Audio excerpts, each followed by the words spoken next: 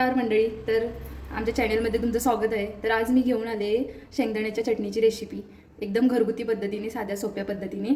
तर आपल्याला शेंगदाण्याच्या चटणीसाठी लागणारे साहित्य हे भाजलेले शेंगदाणे, नंतर मीठ, लसूण, हळद आणि लाल तिखट. तर मित्रांनो, आपण ते भाजलेले शेंगदाणे हे थोडेसे मिक्सरला असे थोडेसे नॉर्मली बारीक करून घ्यायचे. तर कढईमध्ये आपण थोडेसे तेल टाकून घेऊ.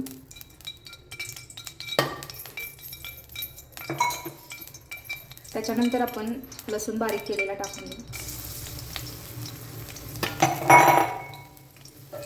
छान असं भाजून घ्यायचा.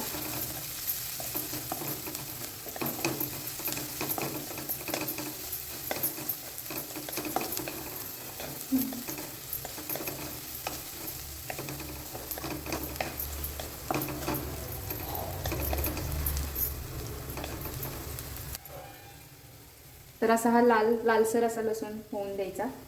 त्याच्यानंतर आपण 2 चमचे लाल तिखट टाकायचे. त्याच्यानंतर थोडीशी हळद, त्याच्यानंतर चवीनुसार मीठ. ते एकत्र एकजीव करून घ्यायचं.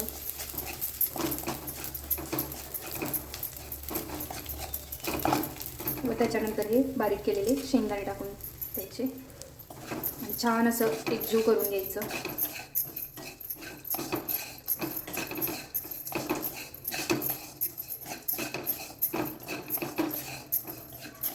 छान असं परतून घ्यायचं. तर आपली अशी छानपैकी चटणी तयार झालेली आहे. तर ते तुम्ही भाकरीसोबत, चपातीसोबत छानपैकी खाऊ शकता.